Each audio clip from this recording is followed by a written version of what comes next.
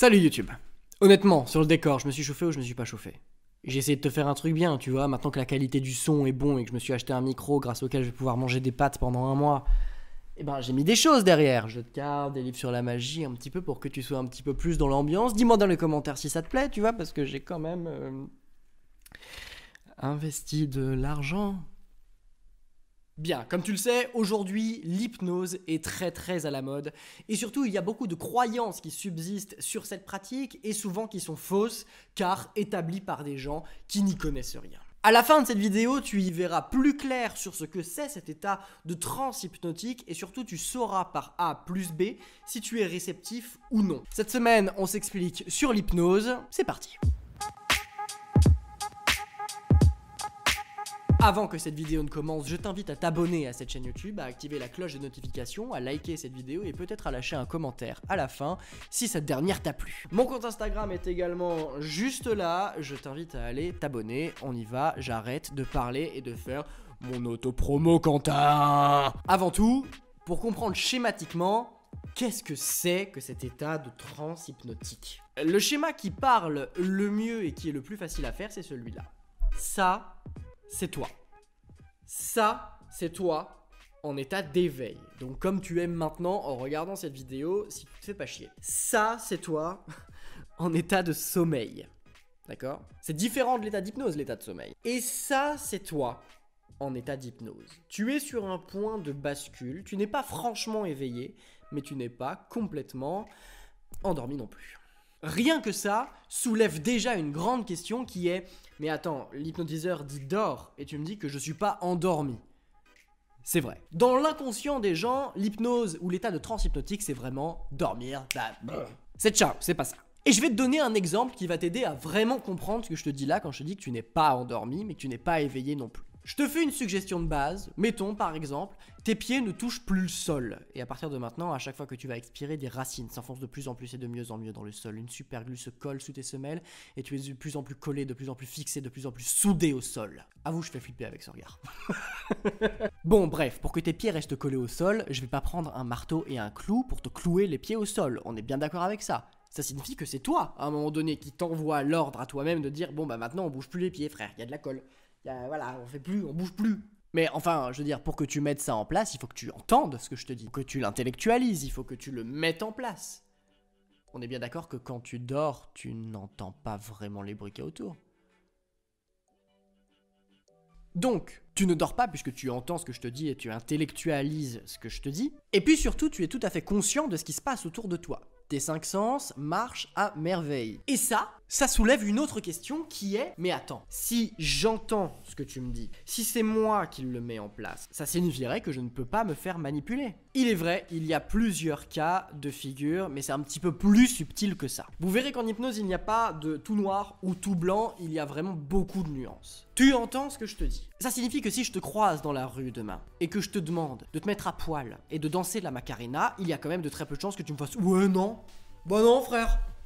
Pas envie aujourd'hui, là. » Tu comprends? En état d'hypnose, c'est pareil. Je ne pourrais pas te faire sortir de ta morale ou de ton libre arbitre. La morale dépend de chaque individu. Le libre arbitre dépend également de chaque individu. Ce qui signifie qu'on n'a pas tous la même jauge. Et quand tu vois à la télé des gens qui font les poules en état d'hypnose, c'est que ces gens sont d'accord pour le faire.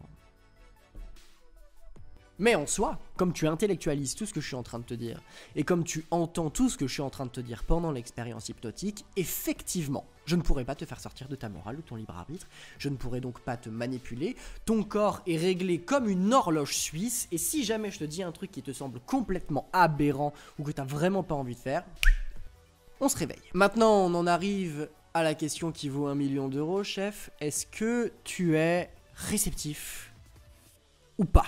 Pour avoir la réponse à cette question, il est déjà important d'avoir quelques informations. La première, c'est que l'état d'hypnose, on le pratique tous les jours, entre 4 et 90 fois par jour. C'est bon? C'est énorme, mais en gros, si tu veux des exemples concrets, imagine ça. Tu lis un livre, tu lis, et tu lis 5 lignes et ça fait 5 lignes que tu lis plus. T'es obligé de revenir parce que t'as pas phasé. T'es dans ta voiture, tu roules sur l'autoroute et tu rates ta sortie parce que t'étais en mode pilote automatique. T'es en cours et ça fait 20 minutes que t'es dans l'espace parce que ce que te dit la prof ne t'intéresse pas. Ou enfin, par exemple, t'es devant un film et ça fait 20 minutes que tu regardes ton film et ça fait 20 minutes que tu regardes pas ton film, que t'es obligé de revenir en arrière parce que t'es dans les vapes. Cet état-là, t'es en état d'hypnose. T'es pas réellement éveillé, t'es pas endormi non plus, mais bon, t'es comme ça quoi.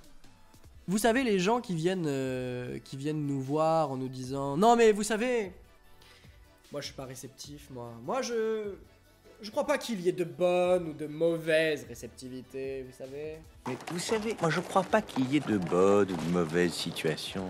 À ces gens-là, et même à tout le monde, j'ai envie de vous dire, comment pouvez-vous ne pas être réceptif à un état que vous pratiquez entre 4 et 90 fois par jour ?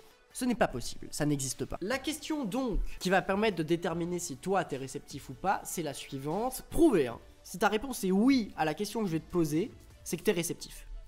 T'es prêt ? Respire un grand coup. Est-ce que t'es humain ? Oui ?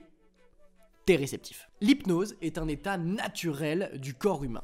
Ça signifie quoi ? Ça signifie que c'est toi qui acceptes de partir en état d'hypnose. Mais tu vas avoir besoin d'un guide.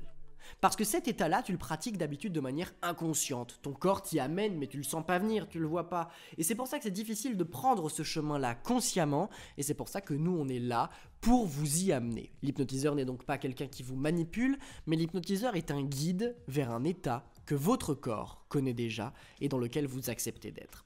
C'est important de vous dire maintenant que l'expérience hypnotique est nécessairement belle. Si en vous réveillant d'une séance d'hypnose, vous ne vous sentez pas bien, vous avez un malaise, vous sentez quelque chose, c'est qu'il y a eu une couille dans le pâté et ce n'est pas de votre faute, c'est nécessairement l'hypnotiseur. Faites-le avec des gens avec qui vous avez confiance. Et surtout si vous croisez quelqu'un dans la rue qui propose de la street hypnose et que vous avez envie de vivre l'expérience, n'hésitez pas à y aller. Si vous n'avez pas envie, si vous le sentez pas, n'allez pas foirer l'expérience d'un hypnotiseur pour ça. Personnellement, j'adore me faire hypnotiser. C'est un état de grande détente, de grand bien-être, de grand apaisement. C'est un état d'ailleurs que je recommande à tout le monde. Et c'est vraiment une expérience formidable. Les hypnotiseurs, vous l'aurez compris, ce format est un format qui sert à vulgariser dans les très très grandes lignes. Maintenant, je vous invite à aller dans les commentaires pour rajouter des choses qui vous semblent importantes, peut-être si jamais je suis passé à côté de quelque chose dans le flow, parce que j'enregistre ça en une fois et je laisse courir ma pensée. Donc n'hésite pas, n'oublie pas que c'est fait pour vulgariser ici. Les amis, nous, ce qu'on fait, c'est qu'on se dit à la semaine prochaine et surtout, c'est ciao.